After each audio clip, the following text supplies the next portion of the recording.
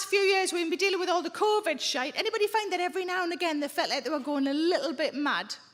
Yes. So overwhelmed is probably a better word. I'd feel a bit overwhelmed and I'd do a thing that I thought would help.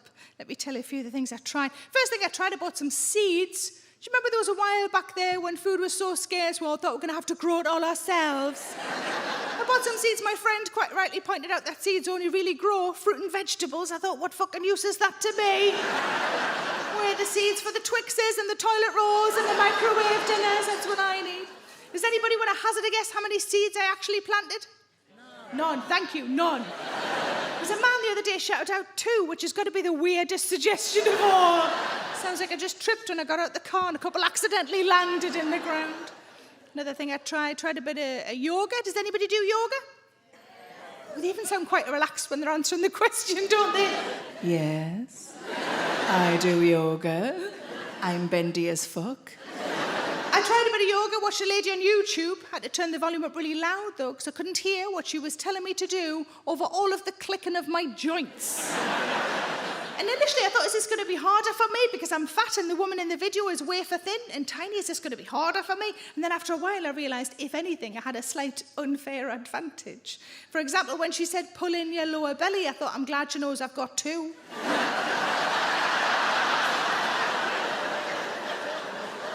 I found a way to make planking a lot easier. Do it naked, tits and belly hit the floor, a lot less to hold up.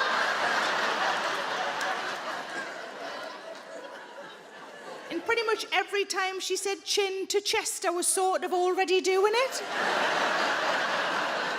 How is that a fucking exercise? That's how I read.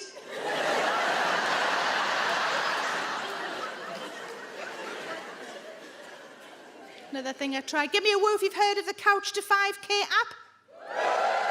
Quite a lot of you. For those of you who haven't, let me tell you what it is. It's an app to get you running, a BBC app. The idea is you start as a beginner, and by the end you should be able to run 5 kilometres. And the whole way through, you have somebody in your ear talking you through it, telling you when to run, when to walk, offering any kind of support and encouragement. And of those people, there's quite a few people you can choose from. One of them is Olympic gold medalist Michael Johnson. And another one is me. How the fuck did that happen? When I was first asked to do it a long time ago now, they were very nice to me. They said, you've got a really friendly voice. We thought you'd be great for this. That's what they said. What I think they meant was, you look like people who don't run.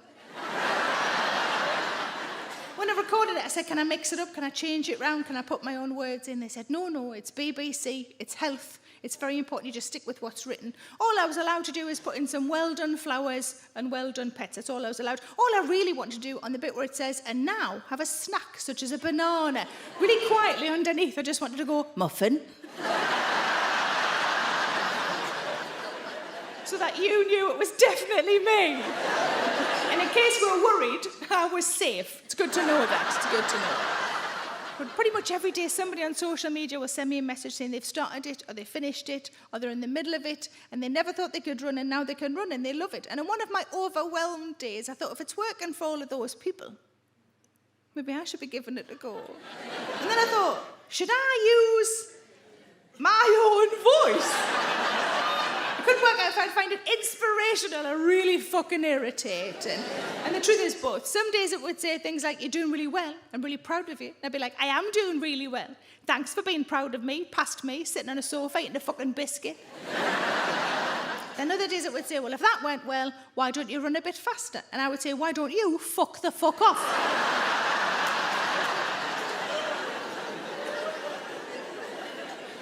But my husband said, isn't it hard? He prefers to do weights, doesn't like to run. He said, isn't it hard? Because I did do it, I completed the whole thing, and I used my own voice like an absolute bell end.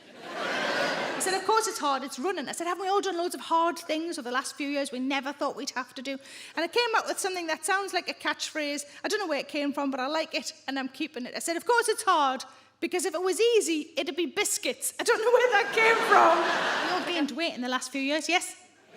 Yeah. I decided I wanted to try and lose a bit of weight, just the weight I gained in the lockdown. That was my plan. And most people, when they decide to lose weight, there's something that starts them off, spurs them on, kind of keeps them going. Maybe there's a holiday photo and they don't quite like how they look in it, or maybe they're sitting in a bath of gravy and it's not even for children in need. For me, it was when I sat on a public toilet and the Sanny bin opened and I hadn't asked it to. Did you want me? No, but my arse cheeks seem to disagree. But I tried really hard, and I lost 2 stone. That's all right, isn't it? I lost 2 stone, that's pretty good. That's very kind of you, thank you. I said 2 stone, it was the same half a stone 4 different times. Nobody gives a shit if you tell them you've lost half a stone. Everybody knows it's just 2 big dinners and a chocolate orange and the fucker's back on again, isn't it? But I've always had a belly, even when I was much, much slim, I've always had a belly. I always get offended when people think that this is pregnant, like I would ever let a pregnancy get this far. No! But I did a thing the January before last that I think a lot of people do, especially in January. I downloaded a diet app. Now, the phone I was using at the time was a thumb recognition phone. It didn't immediately recognise my thumb, it just kept juddering. And first of all, I thought my phone was just really clever, and it was like, it's a diet app, we've clearly been stolen. And then I looked at my thumb, and it was just covered in biscuit. So I licked the biscuit off, so I thought it might be my last biscuit in a while, and I downloaded the diet app. What came with the diet app was a WhatsApp group of other participants. It was open to all, but my group happened to be all women. And it was so we could support each other and help each other. Everybody knows diets are hard and a bit shit. Also in the WhatsApp group was a nutritionist who was no fun at all, it transpired. One of the women in the group asked a question of the rest of us, a perfectly reasonable question, especially on day 1 of a new diet. She said, I'm having trouble with my sweet craving. Can anybody recommend something that isn't bad for me but will help? And one of the other women responded almost immediately. And she said, I usually find a mug of hot water with 1 small drop of lemon works for me. And I just thought, I'm not going to make it to the end of the week. My suggestion was going to be half a Twix. And the nutritionist, she was called Poppy. Of course she fucking was. She said, can I just chip in? And I misread it. And I was like, chips, hooray, nom, nom, nom. She said, just brush your teeth, that fixes everything. And I thought, that's so unhelpful. The only thing that would help is hunger. If I could eat me fucking toothbrush, because I'm so hungry right now.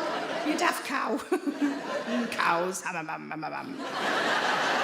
There were some recipes that came with the diet. I tried one of them. It was how to make banana pancakes out of almost no ingredients. First time I tried them, just looked like vomit in a pan. Second time, managed to make them look a lot more like pancakes. And I was so excited and a little bit lightheaded from all of the hunger that when I ran from the kitchen to show my husband, I tripped and the plate smashed on the floor. But because it was a really low point in the diet for me, let's call it day 2, I ate them off the floor. Then I had to check to see if the fragments of plate and cat hair I'd also ingested counted as my sins for the week. One of the women in the group got told off as an adult, got told off for eating goji berries. If you've never had goji berries, it's like chewing elastic bands. She got told off because goji berries are full of natural sugar, not really allowed on this plan. She wasn't having Cocoa Pops with cider poured on. She was having goji berries on her bran flakes, some sad sprinkled on some more fucking sad. I got told I called it a diet. What I actually said was, I fucking hate this diet. We don't like to call it a diet. We prefer to call it a way of life. So I said, I fucking hate this way of life. She was right, though, because it was also my way of life from the 3rd to the 5th of January. I started to ask questions. You got a nutritionist at your fingertips, why don't you try and learn something? I said, I've got some questions for you, Poppy, is that okay? She said, fire away, anything you like. I said, I've had a cherry. Now, I thought it was okay because it's fruit, but now I'm not so sure it's on top of a bakewell. Is that okay? I've had an apple. An apple's full of natural sugar as well. It was surrounded by something called, what was it called? Crumble. Is that all right? I've had a banana. A banana's allowed. I mean, I ate it out of a stripper's crotch. Is that all right? She said that was fine. The next thing, it was covered in cream. I think it was cream. I couldn't be sure. It was dark.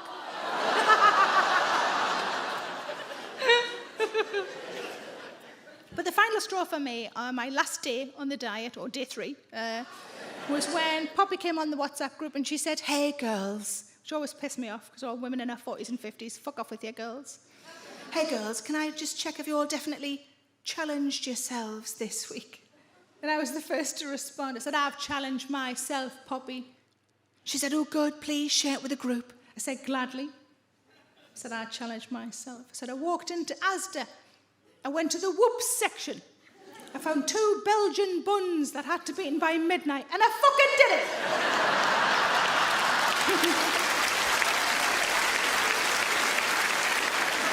Give me a word if you came here tonight with a family member. And if you came with a friend. Oh, there's not as many with friends, but you're more enthusiastic. That's interesting, isn't it? The people who came with a friend, is anybody in a really long friendship? Give me a wave if you are. We've got people here. Oh, right in the front. How long have you two been friends? 15 years. Thank you for that. There was a lady the other day, shouted out 45 years. I said, wow, where did you meet? And she went, at birth. So it's not your fucking mum, is it? I hear people are like that. My mum's my best friend. Yeah, you're not hers. She wants you to move out. But well done to all of the long friendships in the room. I'm very impressed by you. I'm also a little bit jealous of you. I have friends from comedy, friends from other jobs that I found. I don't have any friends from school. You wouldn't think you'd know why, but I know exactly why. When I was a kid and my birthday rolled around, my mum would say, would you like a party? Now, you have to remember that kids' parties when I was a child, very different to kids' parties now. For example, I have a friend who has an 8-year-old daughter. For her last birthday party, they hired somebody to do manicures and also a hot tub. So what the fuck are you doing? You're not Kardashians. But if you've got little ones now, maybe this is the kind of elaborate party that you have to put on. Maybe you hire a venue. Maybe somebody does the catering. Maybe a man you don't know comes in a weird outfit and plays with your children for money. You can call him a clown if you like, but my description is still valid. Come on in, kids. Pedo the clown has arrived. We're pretty sure he's all right, but don't sniff his flower just in case. At least you'd know if he was getting any of the kids to touch him in the wrong area, because it makes this sound.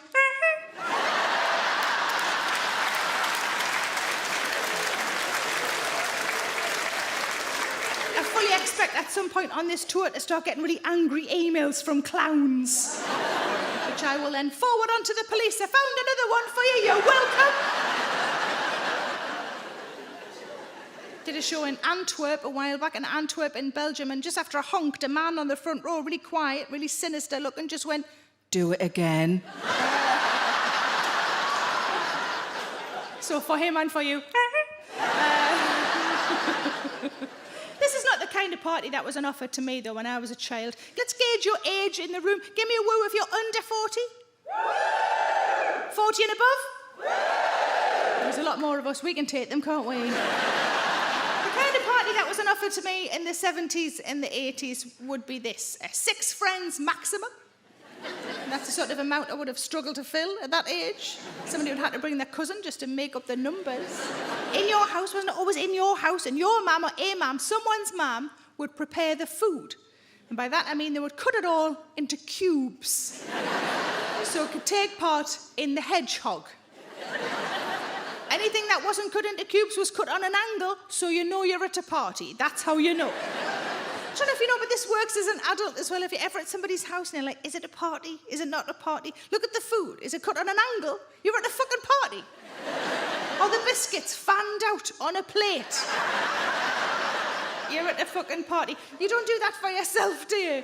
You don't sit down in front of Bake Off with a packet of pink wafers in your best plate. No. You put the full packet in, pull out the wrapper.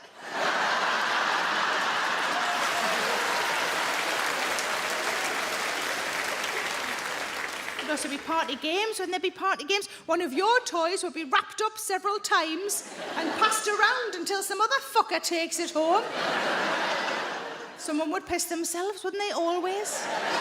Usually the same child at every party. And you'd all go home with a little bag of crap. That's a kid's party, isn't it? The 70s and the 80s right there. The other option, if I didn't want a party, would be this. So I'm from a place called South Shields. South Shields is near Newcastle. And in Newcastle is a department store called Phoenix, quite a fancy department store. And I had the option, if I wanted to, instead of a party, to go to Phoenix for the day with my mum, just the two of us. We go to the restaurant, which was not fancy. Any restaurant that starts with your own tray is not fancy. And I could choose anything I liked off the menu, which every single time I went was always the same thing. All I ever wanted was chips in a bowl. That's all I ever wanted. Because to me, the height of luxury was being able to have nothing else with your chips but other fucking chips. Then we'd go to the toy department, I'd pick a toy, and we'd go home. Every single birthday I had as a child was spent in Phoenix. I never said yes to a party. I chose Phoenix over friends Some would say chips over friends. Still sort of doing it now, and I regret not a fucking thing. But every time I was invited to somebody else's birthday party as a kid, I always went. It's rude, really, isn't it, to go to others' parties, never have one of your own. I'd go to the party, I'd eat the cubed food, I'd win a prize, piss myself. I'd go home with a little bag of crap and an adult man's mobile number. But I bought this dress, many reasons, but one of them is that it's got fucking pockets. It's how you make a woman happy, isn't it? Show her something with pockets. This is what feminism is to me, because I could be scratching my fanny now, you'd have no idea. But I've got a friend who's got dungarees and they've got pockets everywhere and she looks amazing in her dungarees and I'm so jealous and I keep thinking, should I get some dungarees? But she's a lot thinner than me and I've got a horrible feeling I just look fucking pregnant in them.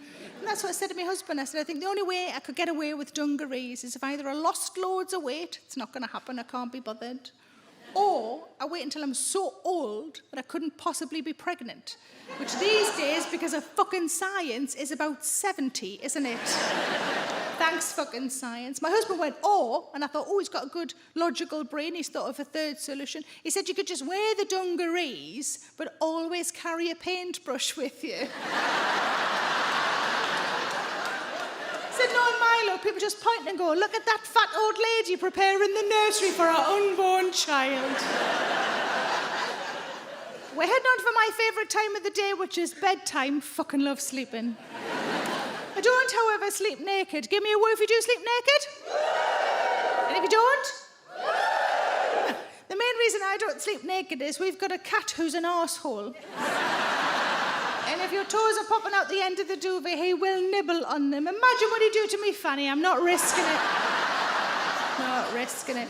But a while ago, a friend of mine rang me one day laughing. She was heavily pregnant at the time. She rang me to tell me the hospital had been on the phone, and they said that when she came in to give birth, she was to bring a nightie, and she thought this was piss funny. She said, who even wears nighties these days? And I didn't say anything, but I wanted to say, me. And then she said, where would you even get a nightie from these days? And that's when I snapped and said, Marks and Spencer's, you fucking idiot. They told her to bring a button-down nightie, which makes sense for breastfeeding reasons, but I think that's just good advice for all of us, isn't it? If your partner can rummage in the top and then rummage underneath, you don't have to take the fucker off at all.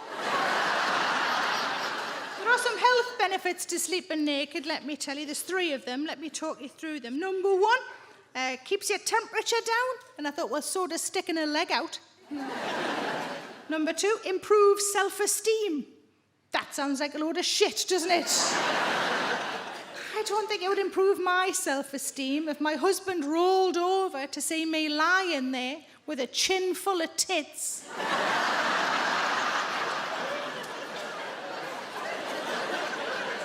At least in a nightie they're contained, aren't they? Instead it looks like a carrier bag full of bread buns. And number 3, keeps testicles cool. It's mostly for the men, that one, obviously. Now, I've met some testicles in my time. Nice to meet you. I've never met a cool one. They've all got a degree of sort of tackiness, haven't they? Like you're waiting for them to dry. But I've got a nice tradition. I like to get new pyjamas for Christmas. Does anybody else do that? Yeah. So last November, I went around various department stores to have a look at what they had by way of new stock in the pyjama department. It wasn't great, if I'm honest. I would say half of them were fleecy. That's the noise that women make when parts of them are hotter than the sun. Nobody wants thrush for Santa coming, do they? No. The other half had slogans across here. I'm 47, fuck off with your slogans.